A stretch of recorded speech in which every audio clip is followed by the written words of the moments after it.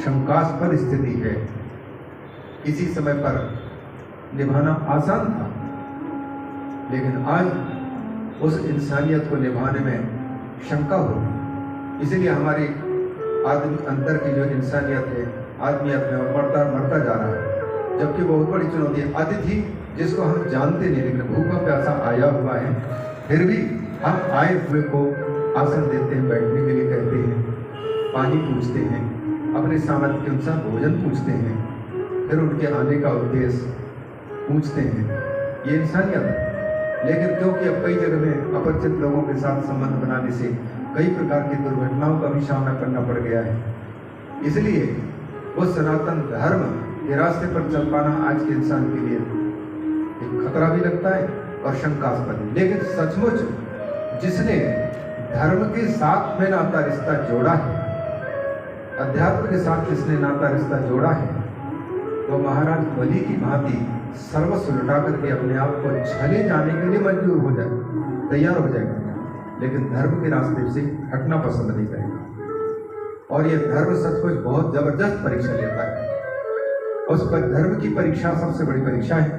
उस परीक्षा में पास होने वाले कोई हरिश्चंद्र, कोई नल, कोई रंतिदेव, कोई राम, कोई पांचव पांडव, ये बिरले निकलते हैं, क्योंकि भौतिक वस्तुओं के द्वारा ही उनकी सेवा सत्कार होना है और भौतिक वस्तुओं में ही हमारा बहुत लगाव है और इन वस्तुओं से वियुक्त होना ही हमारा छला जाना कहलाता है।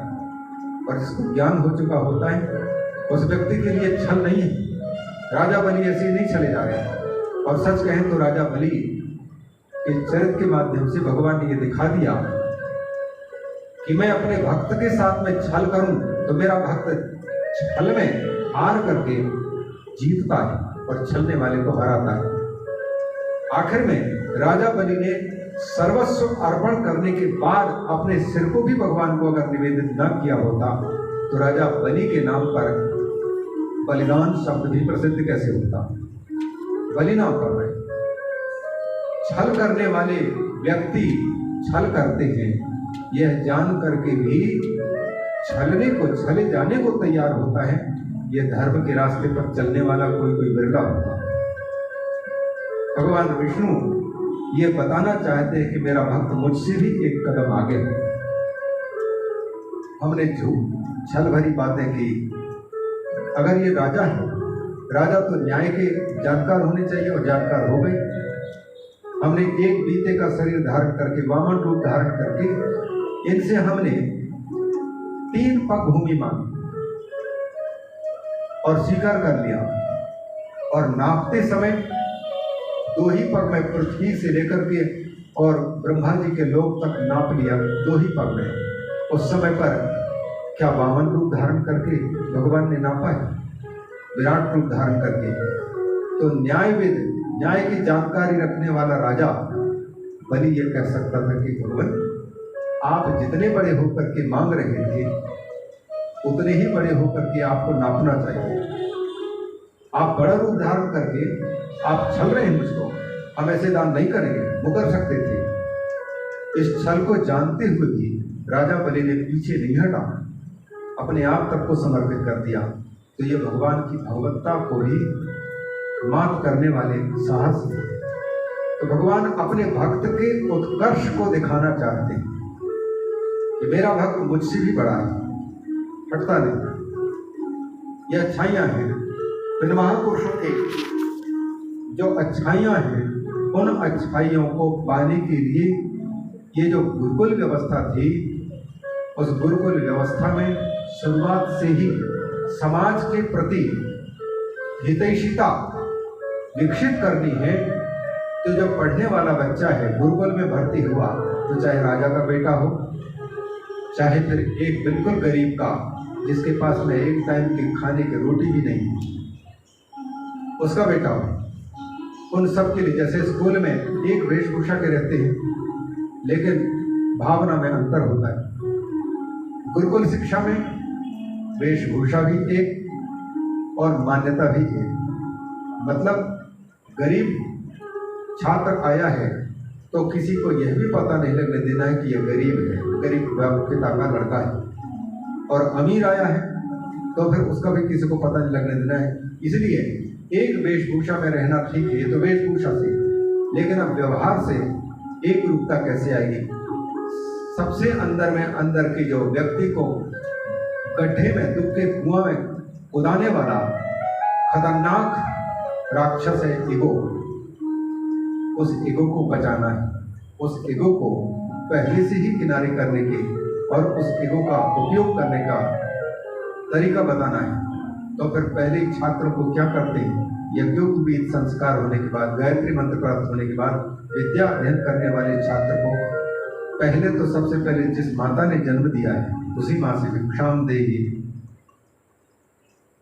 मातर भिक्षाम देगी, ये माँ मुझे भिक्षा दो। और उस माँ जब देखती है कि मेरा बेटा भीख मांग रहा है, दिल दहल उठा जाने वाला दृश्य होता है, कठोर होकर के उनको भिक्षा देनी पड़ती है। फिर इसके बाद फिर रोज के रोज अपनी रोजी रोटी चलाने, गुरु जी के लिए भी लाना है। तो फिर जगह जगह जाकर के समाज के हर इंसान के पास, चाहे वो अमीर हो चाहे गरीब हो, सबके पास में जाकर के भिक्षा ला करके गुरुदेव के पास में समर्पित करते हैं। कई जगह में नहीं भी मिला, कुछ जगह में मिल गया, कुछ जगह में अपमान भी सहना पड़ता है कि जाओ मांगने के लिए चले आते हो, तो अपमान का भी जहर पीना पड़ता है।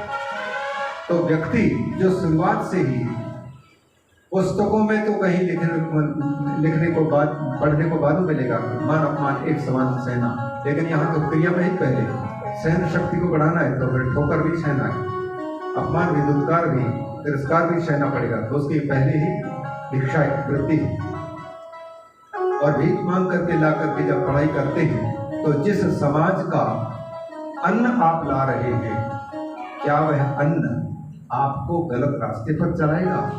जिसने भिक्षा दी है शिक्षा की सहायता के लिए, या बनकर के समाज के लिए, धर्म के लिए, राष्ट्र के लिए अच्छे इंसान बन जाए, ताकि हमारा आपके हाथों में रह करके, शिक्षित व्यक्ति के हाथ में रह करके हमारा धर्म भी सुरक्षित हो, हमारी धरती भी सुरक्षित हो, समाज भी सुरक्षित हो, मानवता सुरक्षित रहे। ये जो शिक्षा प्राप्त कराने के लिए जो अन्न दिया गया है, वो व्यक्ति धार्मिक व्यक्ति होगा, वही दे पाएगा। इसलिए जिस उद्देश्य से जो अन्न आया है, उस उद्देश्य के निमित्त अगर हम पा रहे हैं उस अन्न को, तो फिर समाज के हम ऋणी हैं, ये भाव आएगा। और समाज के ऋणी हैं तो फिर हमारी विद्या हमारे स्वार्थ को साधने वाली नहीं, बल्कि स्वार्थ को साधते हुए परमार्थ को भी, समाज का भी हित करने वाली विद्या हो। फिर वो व्यक्ति समाज के प्रत्येक व्यक्ति के हित की बात सोचेगा, क्योंकि स्वयं ठोकर खाया, ठोकर खाकर के विद्या अर्जित किया, तो उस विद्या की भी कीमत समझेगा और उस विद्या का समाज के लिए उपयोग करेगा, जो समाज को अच्छी दिशा में ले जाने का काम करेगा। अब ये शिक्षा जो प्राप्त हो रही है, तो उस शिक्षा में हम उस विद्या के द्वारा धनार्जन तो कर लेते हैं, लेकिन पुण्यार्जन नहीं कर पाते, पवित्रता नहीं ला पाते, दानवता को नहीं हटा पाते। दानवता विकसित करने में वो विद्या काम आती है। मानवता को हम अपना नहीं पाते, मानवता को भगाने वाली शिक्षा हमको दी जा रही है। इसलिए इन शास्त्रों में जो ऋषियों ने जो बातें कही हैं, वो केवल मनुष्य को मनुष्य बने रहने के लिए, और जो मनुष्य नहीं है कदाचित वो भी अगर इनके रास्ते पर आ जाएं तो मनुष्य बन जाए। इसलिए ये तब पहले तो मनुष्य बन जाए, फिर भगवान की प्राप्ति या देव बनने की बात दूर की। मनुष्य बनना सबसे बड़ा कठिन है। ये मैं नहीं कह रहा, भगवान जगत गुरु शंकराचार्य जी भी यही कहते हैं, दुर्लभम त्रयमेव तत् देवानुग्रह हेतुकम। दुनिया में 3 चीजों को दुर्लभ मानते हैं, मनुष्यत्वम, मुमुक्षुत्वम, महापुरुष संश्रय। सबसे पहले मनुष्य बनना बड़ा कठिन है। हमने बताया स्कूल में भर्ती अगर हो चुके हैं तो फिर स्कूल का ड्रेस तो मिला है, उसका ड्रेस तो पहन रखा है, जा रहे हैं, लेकिन स्कूल में जाकर के क्या हम सचमुच छात्र का फर्ज निभा पा रहे हैं? क्या विद्या प्राप्त कर पा रहे हैं, विद्यार्थी बन पा रहे हैं, विद्यावान शिक्षक बन पा रहे हैं? नहीं बन पा रहे हैं। उसी प्रकार से ये ड्रेस, विद्यार्थी के ड्रेस की भांति ये मनुष्य शरीर प्राप्त हुआ है, तो इस शरीर को देख करके तो हर व्यक्ति कहता है कि ये मनुष्य जानवर नहीं है, लेकिन व्यक्तित्व को अगर देखेंगे, अंदर की इंसानियत को देखेंगे, तो हम केवल स्कूल का ड्रेस पहन करके स्कूल से लाभ या गुरुजनों से लाभ न लेने वाले छात्र की भांति हैं। वेशभूषा से विद्यार्थी, पर ज्ञान से विद्या से विद्यार्थी नहीं, छात्र नहीं। उसी प्रकार से मनुष्य की वेशभूषा से मनुष्य तो कहला रहे हैं, लेकिन मनुष्यता की दृष्टि से हम मनुष्य अभी बन नहीं पा रहे। इसीलिए भगवान शंकराचार्य जी कहते पहले तो मनुष्य का शरीर, इसके बाद फिर मनुष्य जिसको कहा जाए, जिस गुणों के कारण वो मनुष्यता की प्राप्ति सबसे कठिन। मनुष्यत्वम दुर्लभम, और ये दुर्लभम मनुष्यत्वम देवानुग्रह हेतुकम। भगवान जब अतिशय कृपा करते हैं तब मनुष्य कहलाने वाले इस शरीर में मनुष्यता का विकास होता है। अच्छे लोगों की संगति मिलती है और अच्छे लोगों की अच्छाई जब हम पर संक्रांत होती है, तब जाकर के हम मनुष्य कहलाने के अधिकारी बनते हैं। जो हमको कपड़ा मिला है, ये कपड़ा निर्मल ही देता है भगवान। छोटे बच्चे को देखते हैं कितना हंसमुख रहता है, उसके जीवन में कोई छल कपट नहीं। और हर व्यक्ति, चाहे किसी भी जानवर का बच्चा हो, बड़ा प्रेम उसके साथ में सब लोग करते हैं। क्यों करते हैं? क्योंकि उसके अंदर में अभी बुराई प्रवेश नहीं किया है। जिस दिन बुराई प्रवेश कर जाए, फिर उससे चूमने वाले, चाटने वाले लोग भी किनारे हो जाते हैं। छोटे बच्चों से हम तब तक स्नेह करते हैं जब तक बच्चा अनजान है, दूसरों को जानता नहीं, और जब तक उसके अंदर में दुर्गुण नहीं घुसे, बुराइयां नहीं घुसे, तब तक के लिए हर व्यक्ति को अच्छे लगते हैं। जैसे जैसे बच्चा बड़ा होता जाता है और संसार बिगड़े हुए लोगों की बुराइयां जब उसके अंदर प्रवेश करते हैं, तो दूसरे लोगों की बात छोड़ो, घर के माता पिता भी दुखित होकर के कहते हैं कि इससे बड़ी छूट जाए तो ठीक है। ये बड़ा कठिन है। मनुष्यत्वम दुर्लभम देवानुग्रह हेतुकम। भगवान की अतिशय कृपा होती है तब मनुष्य शरीर मिलने के साथ साथ में मनुष्यता की प्राप्ति होती है, और इसके बाद में फिर मुमुक्षु बनना, मतलब इस संसार में बार बार जन्म कर, बार बार बूढ़ा होकर, बार बार बीमार पड़ करके, बार बार माता के कोख में आकर के माता को भी दुखी करना और स्वयं भी दुखी होना, ये जो कई प्रकार की मुसीबतें हैं, इन मुसीबतों से हमेशा हमेशा के लिए मुक्त होने की इच्छा वाला होना मुमुक्षत्व कहलाता है। मुमुक्षा, इस मुमुक्षा का जागना भी आसान नहीं, बहुत बड़ा है। और अगर ये सब हो जाए, मनुष्य बन भी गया कोई, और उसके अंदर में संसार के थपेड़ों को समझने का सामर्थ्य भी आ गया, और इन थपेड़ों से बचने की इच्छा भी उत्पन्न हो गई, तो फिर इन थपेड़ों से बचाने वाले महापुरुष का मिलना बड़ा कठिन। जिसने रास्ता देखा हो, सच्चे सुख के रास्ता देखा हो, महापुरुष संशय। तो मनुष्यत्व, हम पहले मनुष्यता की बात करें। ये मनुष्य बनने की शिक्षाएं ये धर्मशास्त्र देते हैं। मनुष्य बनने के बाद अगर धर्मपूर्वक जीवन जिया है, दूसरों को सुखी करने के भाव आ रहे हैं, शंकर की कथा सुनकर के अगर हम शंकर बन सकते हैं, तब जाकर के हमको वही देवत्व की बात कहें या महापुरुष या भगवान महादेव बनने की बात कहेंगे, तब सार्थक हो सकती है। इन सब बातों को ये शिव पुराण कहता है। तो ये प्रश्न उपस्थित हुए हैं, इन प्रश्नों के साथ साथ में उत्तर में संक्षेप में हम लोग सुनते हैं। सूत जी उत्तर देते हैं, कहते हैं धन्यस्तम मुनिशार्दूल। शौनक जी आप धन्य हैं, परम धन्य हैं। क्यों? क्योंकि आप भगवान शिव को सुनने के उद्देश्य से और मनुष्य के अंदर में मनुष्यता को विकसित करने के उद्देश्य से पवित्र करने वाली चीज के बारे में प्रश्न किया है। उस प्रश्न का मैं उत्तर दे रहा हूँ शास्त्रों को विचार करके। आपने पूछा है शास्त्रों का निचोड़ क्या है, तो शास्त्रों का निचोड़ तो किसी एक शास्त्र में भी संपूर्ण शास्त्रों का निचोड़ आ सकता है। इसलिए जगह जगह पर चाहे शिव पुराण को सुनाएंगे तो, चाहे फिर भागवत को सुनाएंगे तो, वहाँ पर सूत जी यही कहते हैं, यही सब कथाओं का निचोड़ है, सभी शास्त्रों का ही निचोड़ है। सारे सिद्धांतों का निचोड़ है। ये संसार एक सर्प की भांति है, इस सर्प से बचा तो नहीं जा सकता, लेकिन सर्प से होने वाले भय से छुटकारा पाने का उपाय प्राप्त किया जा सकता है। तब तक हम डर से मुक्त नहीं हो सकते जब तक कि निजी पहचान न हो जाए, जब तक कि ज्ञान, भक्ति और वैराग्य की प्राप्ति न हो जाए, तब तक के लिए मुक्त नहीं हो सकते। जन्मना मरना तो शरीर के साथ लगा है, उसको तो कोई बचा नहीं सकता। जन्मेगा व्यक्ति, मरेगा, लेकिन जन्म से होने वाला जो दुख है, मरने से होने वाला जो दुख है, पीड़ा है और भय है, उस भय से व्यक्ति मुक्त हो सकता है। ये शास्त्रीय उपाय है। शिव जी का पुराण ही एकमात्र ऐसा है जिसको सुनने से इन समस्त प्रश्नों का समाधान होता है।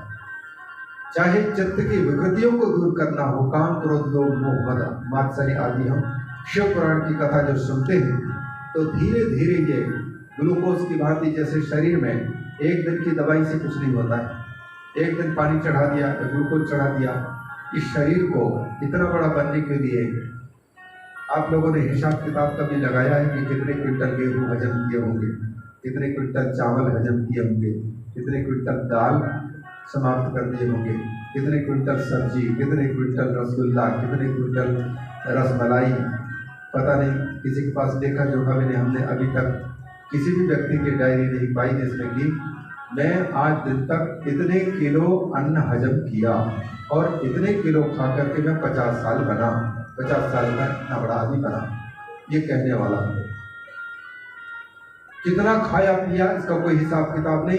तब जाकर के उस सारे 50 साल का व्यक्ति 18,000 दिन वाला होता है। 100 साल का व्यक्ति 36,000 दिन उसके बीत गए।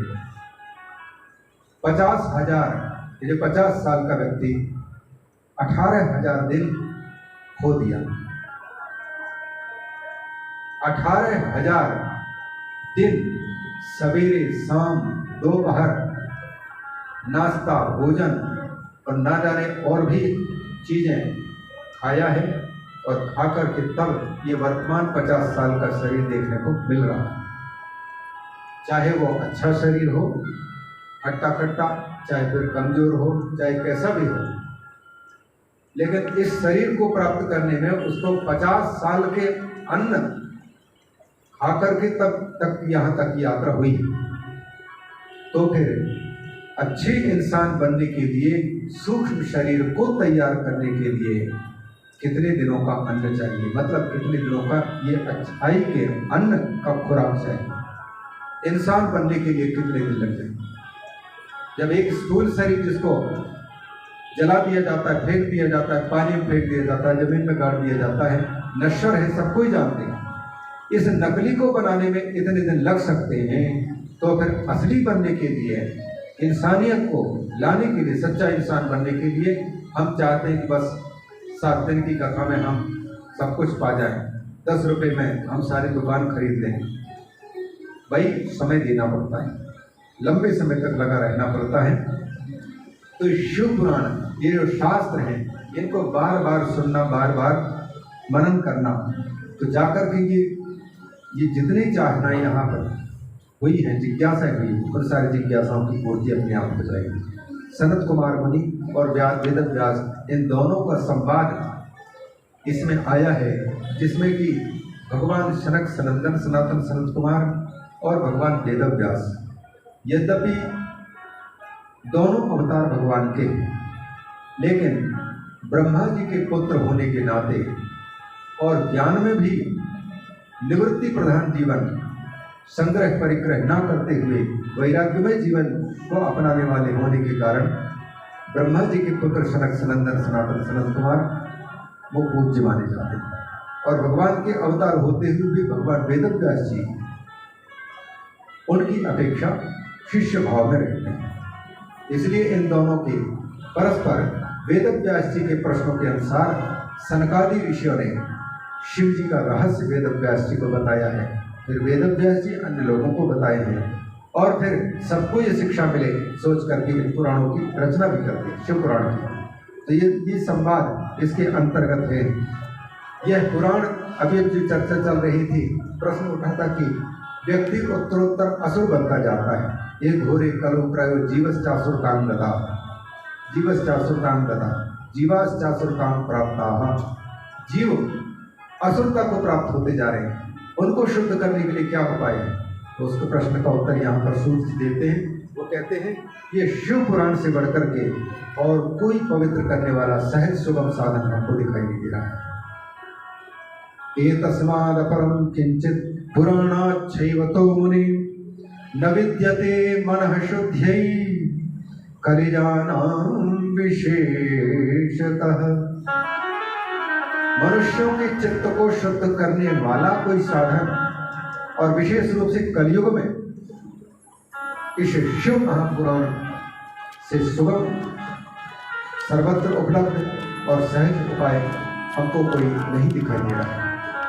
ये प्ररोचना है। प्ररोचना मतलब किसी बात को कोई व्यक्ति सुन करके और उसके प्रति फिर आकृष्ट हो और उसको अपनाने के लिए तैयार हो जाए। शिव महापुराण से बढ़कर के दुनिया में चित्त को शुद्ध करने वाला सहज सुगम सरल उपाय कोई दूसरा है नहीं। इसका तात्पर्य यह है कि श्रोता इस बात को सुन करके और शिव पुराण को महत्ता दे और उसकी कथा सुनने को तैयार हो जाएगा। तो पहले श्रद्धा से जब सुनने को तैयार होगा तो उसकी श्रद्धा ही उसको कथा व्यास के माध्यम से उनके अधिकार क्षेत्र की बातें वो दे देगा। श्रद्धावान लभते ज्ञान, श्रद्धा जिसके अंदर में है ज्ञान उसको प्राप्त होता है। श्रद्धा जिनके अंदर नहीं है तो वह तर्क को तर्क के बीच में ही फंसा रह जाता है। अज्ञश्च अश्रद्धानश्च संशयात्मा विनश्यति। जिसके जीवन में अज्ञान है और जो ज्ञान देकर के जिसके अज्ञान को दूर करना चाहता है कोई संत या गुरुदेव, कोई समझदार व्यक्ति, तो श्रद्धा भी नहीं रखा है। तो एक तो अज्ञ है, अज्ञानी है, दूसरे से उसके अज्ञान को दूर करने वाला कोई मिल गया, ज्ञान बताने वाले मिल गया, तो उनके बातों पर हमेशा तर्क कुतर्क करते हुए संशयालु बना हुआ है, श्रद्धा नहीं है। और तीसरी बात, ऊपर से डाउट, शास्त्रों के वचनों में, गुरु वचनों में विश्वास नहीं है, संशय उत्पन्न हो रहा है। तो गीता कहती है ये 3 दिन के अंदर में होंगे। तो वो ऐसे पहाड़ पर खड़े हैं जहाँ के पहाड़ में वो खड़े होकर के बस थोड़ा सा पांव फिसला के धड़ाम से नीचे जाएगा ही है। अज्ञश्च अश्रद्धानश्च संशयात्मा विनश्यति। अज्ञानी है, ऊपर से ज्ञान देने वाले या जिनके पास में उसके हित करने की बात प्राप्त हो रही है उनकी बातों पर श्रद्धा नहीं हो रही है। तीसरी बात, उसका संदेह बना ही रह जाता है। तो कहते हैं कि ऐसे व्यक्ति तो वो विनाश कर पाता है, विनश्यति। इसलिए श्रद्धा ही, श्रद्धा के रूप में साक्षात भगवती पार्वती ही को माना जाता है।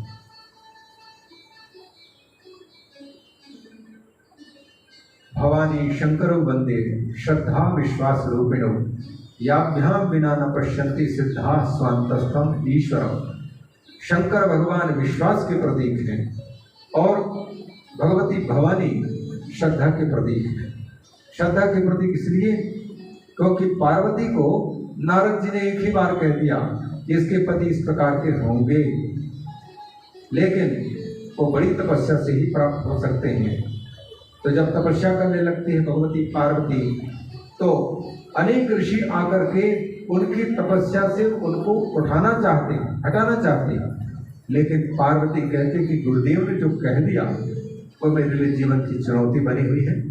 अगर ऋषियों, सप्त ऋषियों, आप लोग जो विष्णु की प्रशंसा करके और मुझे विष्णु की पत्नी की सलाह दे रहे हैं, पत्नी बनने की सलाह दे रहे हैं, अगर मेरे गुरुदेव के पहले आप मिले होते तो मैं आपकी बात मान भी सकती थी, लेकिन पहले मुझे नारद ऋषि मिले और उन्होंने मेरे हाथ की रेखा देख करके, मेरे ललाट की रेखा देख करके और बस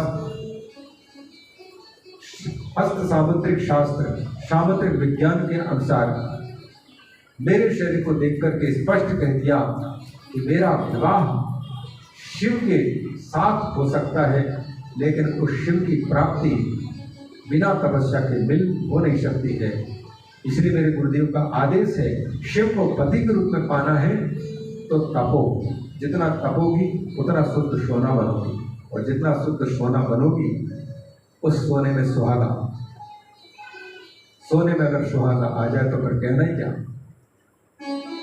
गुरुदेव ने जैसा कहा है उसके अनुसार में मुझे चाहे वो पति बार बार जन्मने के बाद मिले, लेकिन तपस्या करके जिस दिन मैं शुद्ध हो जाऊंगी, जिस दिन उचित समझेंगे मेरे परमेश्वर मुझे पत्नी बनाने के लिए तैयार होंगे, एक दिन मैं जरूर पाऊंगा। अतः जन्म जन्म लग रगर हमारी, वरऊ शंभु न तरहूं कुमारी। मैं कुमारी रह लूंगी, लेकिन मेरे गुरुदेव ने जिस शंकर को मुझे पति के रूप में संकेत किया है, मैं उसको पति के रूप में पाके रहूंगी। और मुझे चाहे कितनी भी तकलीफ भोगने पड़ जाए, कितने भी बुराइयों का सामना करना पड़ जाए, चाहे मुझे कितने भी अपमान क्यों न सहना पड़ जाए, पर मैं इस रास्ते से हटूंगी नहीं। ये है श्रद्धा गुरु के वचनों में। इस श्रद्धा के बल पर ही विश्वास के साथ में विवाह होता है। विश्वास है भगवान शंकर भगवान का भगवती पार्वती के प्रति श्रद्धा के प्रति विश्वास है, और श्रद्धा का विश्वास के प्रति श्रद्धा है। पति और पत्नी, पत्नी यदि श्रद्धा है, पति के प्रति श्रद्धा रखती है, और पति यदि विश्वास है, पत्नी के हर क्रिया हर व्यवहार पर विश्वास है उसका, तो दोनों को श्रेय की प्राप्ति होगी। तुलसीदास जी बड़ी सुंदर बात कहते हैं, इन दोनों के बिना व्यक्ति अपने पास में अत्यंत नजदीक रहने वाले परमात्मा को ही खोजने वाला खोजता रह जाएगा, लेकिन पाएगा नहीं।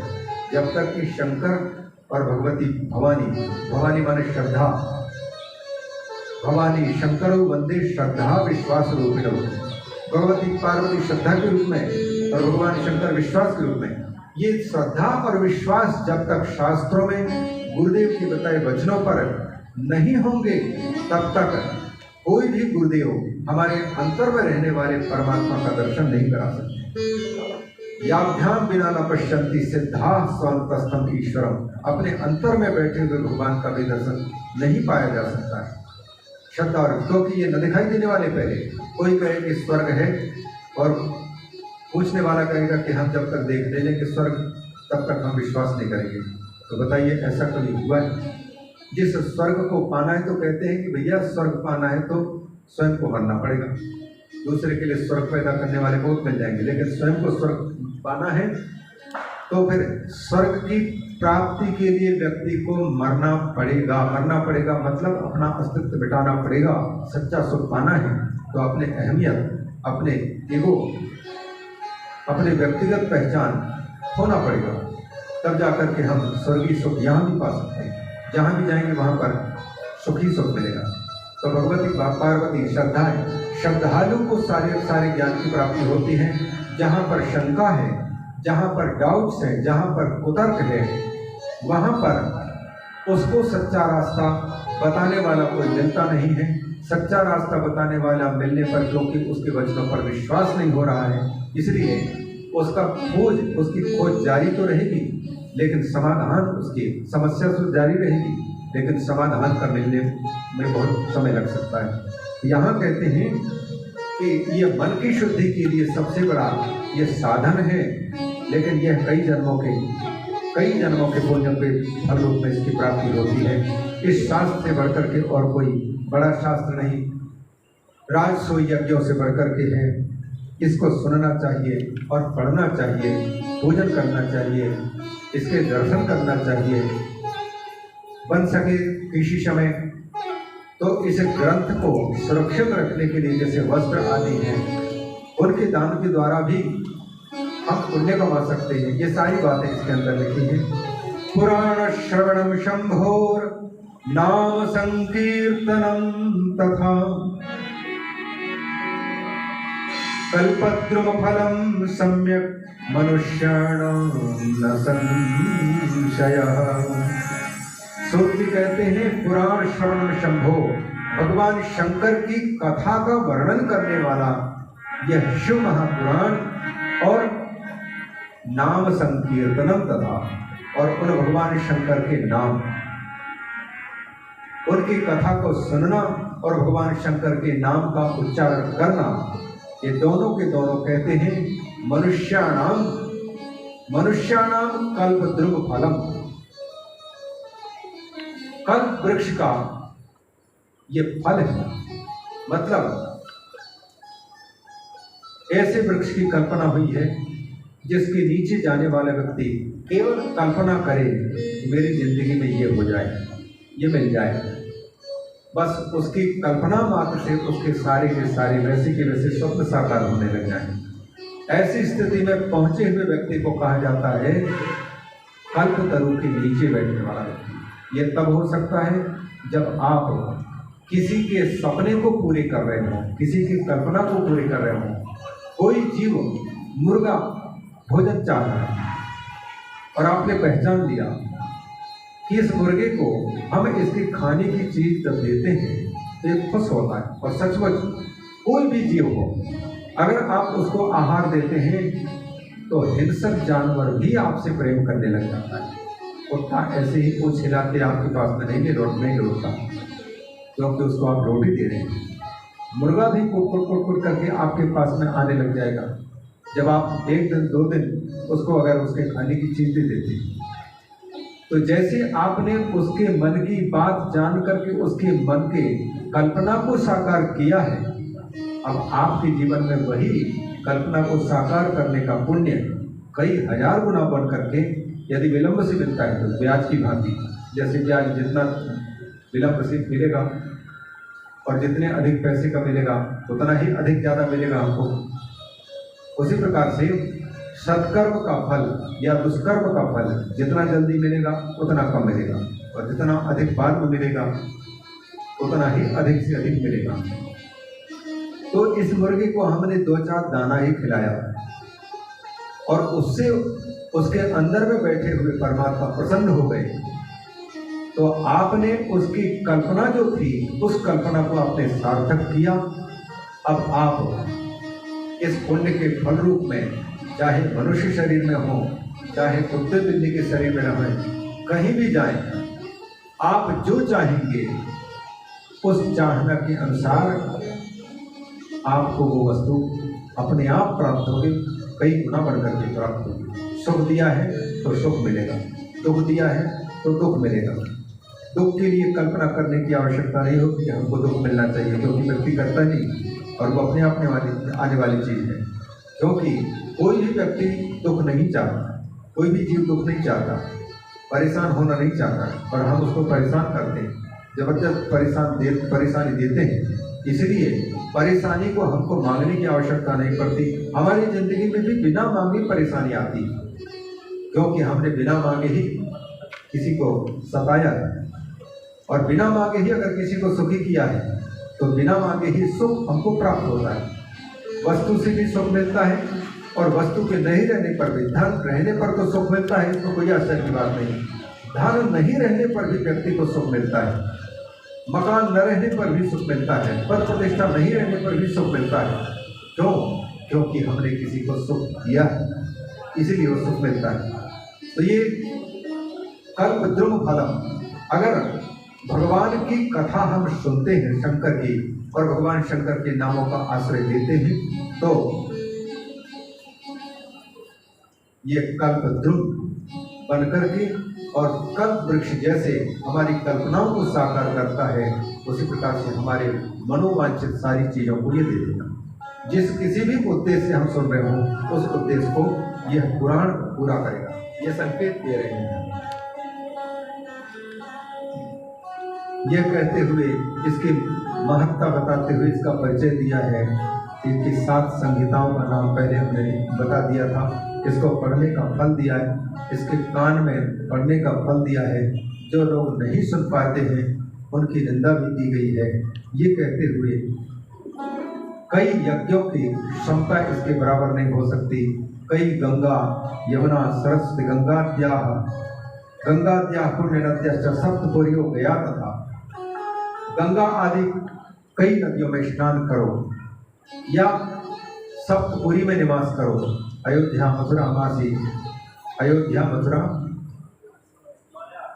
माया काशी कांची अवंतिका पुरी द्वारावती चैव सप्तैता मोक्षदायिका। ये मोक्षपुरियाँ कहलाती हैं। अयोध्या, मथुरा, माया माने हरिद्वार, द्वारिका, काशी, मथुरा, वृंदावन, ये मोक्षपुरियाँ कहलाती हैं। लेकिन ये कहते हैं कि इस शिव महापुराण की तुलना में ये 16वीं कला के बराबर भी नहीं हो सकती। मतलब यहाँ ही 7 मोक्षपुरियों में निवास करने का, वहाँ तप करने का फल शंकर जी की कथा में प्राप्त हो जाता है। गंगा आदि नदियों में स्नान करने का फल, उसी प्रकार से गया का अलग से नाम दे दिया। क्या गया तीर्थ नहीं है? तो गया जी में जाने का, वहाँ स्नान करने का, या वहाँ पर किया गया जो तर्पण आदि है, पिंडदान आदि है, उसका फल यहाँ ही मिल जाता है। मतलब संकेत ये हुआ, माता पिता के निमित्त इस पितृपक्ष में चल ही आए।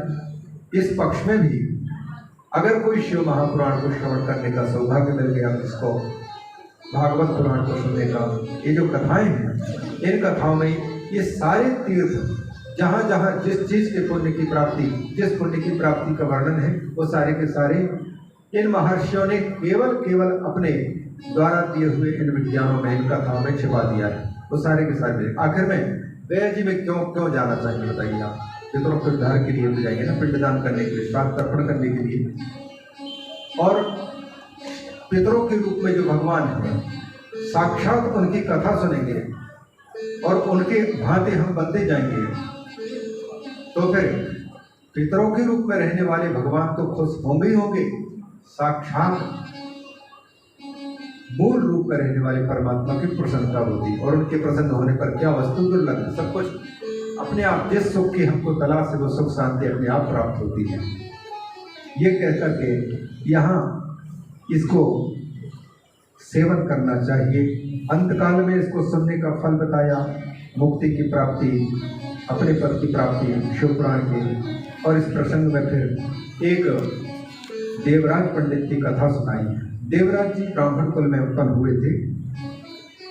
देवराज इति ख्यातो विश्वस्त जनवंचकः, संध्या स्नान परिभ्रष्टो वैश्य वृत्ति परायण। किरातों के नगर में रहता था देवराज नाम का ब्राह्मण। ब्राह्मण को ज्ञान दुर्बल नहीं होना चाहिए, ज्ञान शास्त्रों का भी और अनुभूति संपन्न ज्ञान भी चाहिए। लेकिन देवराज के भाग्य में शायद नहीं रहा होगा, शास्त्रों का ज्ञान नहीं था, दरिद्र था, गरीब था। दरिद्र का मतलब 2 प्रकार का होता है, इसके पास में कुछ नहीं होता उसको भी लोग दरिद्र बोल देते हैं, और जिनके पास में हाय हाय की जिंदगी नहीं छूट रही है उसको भी दरिद्र बोलते हैं। रस विक्रेता, रस बेच करके, शराब आदि बेच करके, या जूस आदि को भी रस बोलते हैं, उनको बेच करके और अपनी आजीविका चलाता था। वेद धर्म को तो जानता ही नहीं था, पालन करने की बात तो दूर है। वेद धर्म परांगमुखा, संध्या स्नान ये सब ब्राह्मण के लिए विशेष विहित है, लेकिन न तो संध्या करता था न स्नान करता था।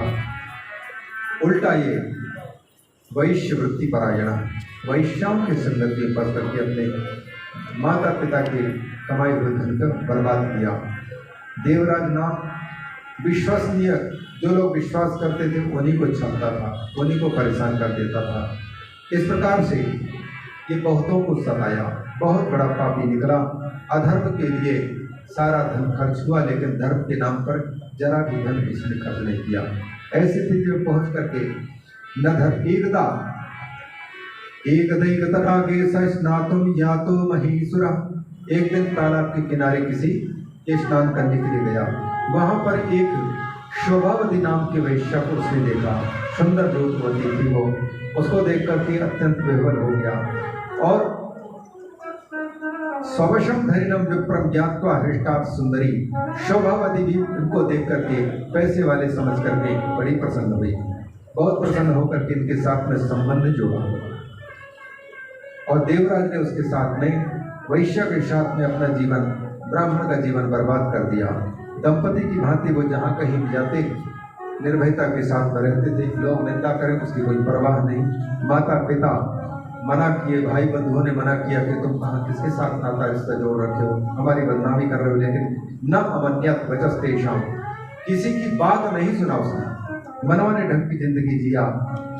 एक दिन ईर्ष्यावशात रात के समय पर माता को भी, पिता को भी, और माता पिता ने जिस लड़की से विवाह कराया था उस वेद विहित बहू को भी, मैंने पत्नी को भी उन्होंने भला बुरा कहा, डांटा डपटा और उनको मारा।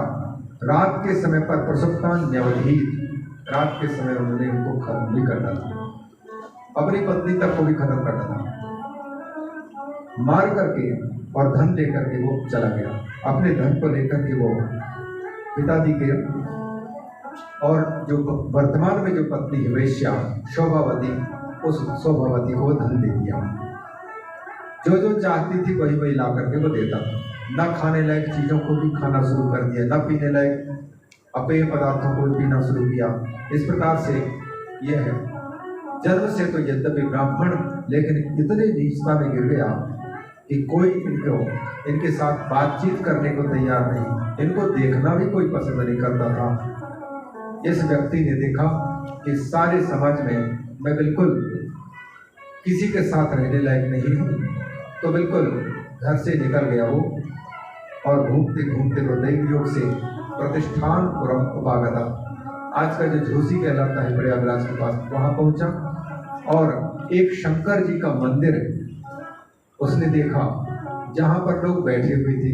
वहाँ पहुँचा तो एक ज्योतिष शास्त्र के ज्ञाता और पुराणों के ज्ञाता पंडित जी कथा सुना रहे थे। बहुत भीड़ लगी थी, तो पंडित जी भी, देवराज भी जाकर के वहाँ पर बैठे, और जैसे कथा में बैठे तो इतना पाप कमा करके आने वाले व्यक्ति को क्या कथा सुनने में एकाग्रता होगी? क्या उस व्यक्ति के चित्त में कान के माध्यम से कथा अंदर प्रवेश करेगी? कई प्रकार के विघ्न बाधाएं उपस्थित। तो सबसे बड़ी विघ्न बाधा तो ये कि उसको पूरे शरीर में भयंकर ज्वर हो गया, पूरा शरीर गर्म, बुखार के कारण बिल्कुल सुनने में कितनी तकलीफ हो रही थी, लेकिन फिर भी उसने छोड़ा नहीं। यह संकल्प किया कि इससे अच्छा तो मर जाना अच्छा है, तो समाज में अगर मैं मुंह दिखाने लायक नहीं हूँ तो ये अच्छा है, यहाँ पर बैठे बैठे मुझे बुखार आए, चाहे मेरा शरीर जीवन चले जाए, लेकिन मैं अब यहाँ बैठ गया हूँ तो मैं छोड़ो करे, भले नहीं समझ में आ रहा, मन नहीं लग रहा, कोई बात नहीं।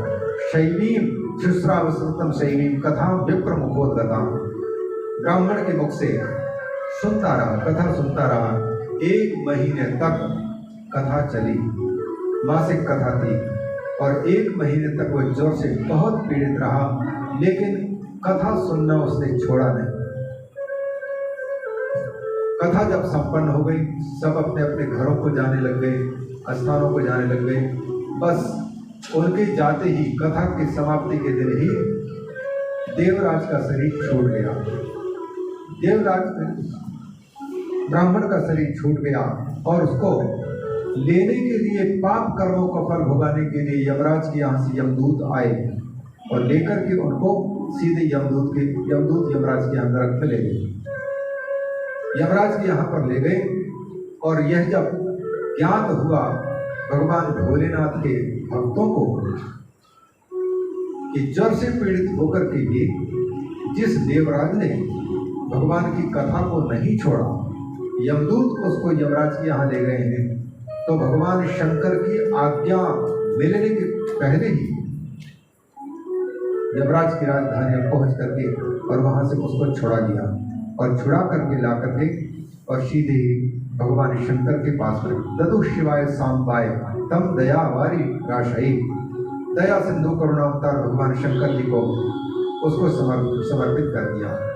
इस प्रकार से भगवान शंकर की कथा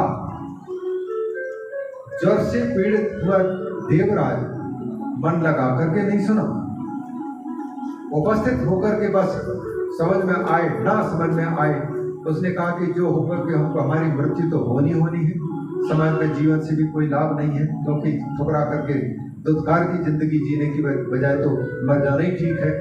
हिम्मत हो चुका था, फांसी लगा करके मरने के बजाय सहज ही मृत्यु हो जाए, भूखे प्यासी मृत्यु हो जाए, पर वह आखिरी भगवान की कथा सुन लो।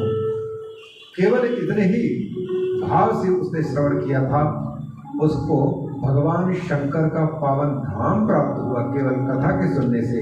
तो फिर जो लोग एकाग्र चित्त से भगवान की कथा सुनेंगे उनको तो भगवान शंकर जी अपनी सन्निधि की प्राप्ति कराएंगे ही। यस्या श्रवण मात्र पापी यान मुक्ति भाग। ऐसे शिव महापुराण को हम लोग प्रतिदिन सुने, यह महात्म है। और इसी प्रकार से बिल्कुल यही मिलती जुलती कथा बिंदु की और उसकी पत्नी धुंधली की प्रेत के शरीर में से उनको मुक्ति दिलाई है। और दोनों के दोनों, धुंधली को भगवती पार्वती के सखी बनने का सौभाग्य जागा और बिंदु ब्राह्मण को भगवान शंकर के पार्षदों में जाकर के शंकर जी की सेवा का सौभाग्य मिला, केवल कथा के सुनने मात्र से। यह महात्मा दूसरी नहीं है। इस प्रकार से ये महात्मा को हमने बिल्कुल शॉर्ट रूप से कह दिया। इसमें जो विधि है, नियम है, उनको साधारण रूप से ये जो न खाने लायक चीज़ है उन चीज़ों को न खाना, व्रत रह करके अगर कथा सुनेंगे तो और भी अच्छी बात है, उपवास रह करके या उपवास न रह पाएँ तो फलाहार रह करके भी सुने तो अच्छा है। शास्त्रों में तो विधान ये भी है कि घी पी करके अगर श्रवण करें तो बहुत अच्छा है। लेकिन डॉक्टर तो आजकल प्राय 99% लोगों को कह देते घी मत खाना, क्योंकि वो घी पीने की बात उस समय कही गई है जिस समय पर खाने वाले और जो पचाने वाले दोनों के पास में दोनों सामर्थ्य था। कमा भी लेते थे और कमाई को हजम करने का सामर्थ्य भी उनके अंदर होता था। अब हम लोग कमा भी नहीं पा रहे हैं, जो कमाई होती है वो दूसरे रास्ते की कमाई होती है, तो फिर हजम होने की बात तो दूर रही। इसलिए डॉक्टर लोग आजकल इन घी को पीने के लिए भी मना कर देते हैं। तो घी पी कर के बाद में अगर फलाहार से रह सकते हैं कोई दिक्कत नहीं है तो उससे अच्छा है। और फलाहार किया, व्रत उपवास किया और बार बार चूहे कूदते हुए कहेंगे कि ये कहाँ कथा में बैठे हुए, कब कथा समाप्त हो और कब खाने पीने को मिले, तो इससे अच्छा तो खा पी करके सुनना अच्छा है। और 9 दिन की कथा में आप अंतर में दर्पण में देखते हैं चेहरा, दर्पण में देखते हैं तो दूसरे चेहरे को आप सजाते हैं कि अपने चेहरे को ठीक बनाने की कोशिश में रहते हैं। कहीं अगर चेहरा ठीक नहीं दिख रहा है, ठीक से लिपस्टिक नहीं लगी तो फिर उसको उतारते हैं, काजल नहीं लगे तो उसको दिखाते हैं, बाल ठीक नहीं है या कोई भी वेशभूषा है वो ठीक नहीं, तो दर्पण में हम अपने ही वेशभूषा को देख करके, अपने चेहरे को देख करके उसको ठीक करने की कोशिश करते कि नहीं करते? अरे जल्दी बोलो, अपना चेहरा ठीक करते हैं। उसी प्रकार से इन 9 दिवसीय कथा के दर्पण में हमको अपना चेहरा देखना है कि कहाँ पर मेरा दाग है, कौन सी बातें निकल रही हैं और वह उन बातों के अनुरूप मैं हूँ कि नहीं। ऐसा नहीं करना कि ये आँख हमेशा दूसरों को देखती, खुद को तो नहीं देख पाती, तो दूसरों की बुराइयां तो हम खूब देखें लेकिन अपनी बुराइयों का हमको बिल्कुल भान ही ना हो। ये नावाहिक जो यज्ञ है, ये अपने अंतर में जो जितने वीक पॉइंट्स हैं, कमजोरियां हैं, उनको देखने के लिए ये शास्त्र दर्पण उनको दिखाएगा। और देख करके फिर मान लो यहाँ पर जूठन लगा हुआ है, दर्पण में भी दिखाई दिया तो किसी ने बता भी दिया, तो क्या देखने के बाद भी उस जूठन को हम पोछते नहीं है क्या? या नाक से कहीं गंदगी लग गई तो उसको पोछते हैं। उसी प्रकार से इस शास्त्र दर्पण में यदि कोई हमारे अंतर की बुराई प्रकट होती है तो फिर जानकारी होने पर उस बुराई को दूर करने का हम लोग प्रयास करें, साफ सुथरा चेहरा बनाने के। यही शिव पुराण के नवाहिक यज्ञ है। तो संयम से हम कोशिश करें, वाणी का भी किसी के साथ व्यवहार करना है तो उस प्रकार के व्यवहार की कोई किसी को बुरा शब्द कहने का अवसर ना है। अगर किसी के द्वारा बुरा शब्द कहा जा रहा है तो अपमान को सह लेना, जो बुराई कर रहा है, निंदित कर रहा है या कुछ कह रहा है, हमको दुखी करने की प्रेरणा से कह रहा हूँ, आप सहन शक्ति लाते हैं तो शिव आपके पार्टी में रहते हैं। इसलिए ये तपस्या के 9 दिन प्राप्त हुए हैं, सहनशीलता को और अच्छाइयों को अपनाने के लिए। यही शंकर भगवान का तपोमय जीवन हमको सिखाएगा कि तो हम लोगों को बड़ा ये सौभाग्य प्राप्त हुआ है कि हमारे गौर परिवार की ओर से आयोजित भगवान शंकर की कथा, ये गुरुदेव की कृपा है। माँ कहती है कि जो गुरुदेव ने कह दिया, उनकी आज्ञा, उनकी इच्छा हुई और उनकी इच्छा के रूप में भगवान की इच्छा उनके संकल्प के साथ में तो वही करा रहे हैं। तो इसका लाभ हम सबको मिल रहा है। कितने लोगों के पुण्य लेकर के माँ आई है और गुरुदेव ने कितने लोगों के पुण्य को फलित होने के लिए माँ को माध्यम बनाया और परिवार को माध्यम बनाया है।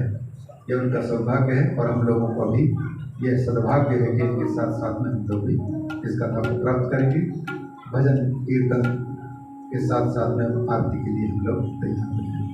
बोले शंकर भगवान की जय, श्री शिव महापुराण की जय। नमः शिवाय।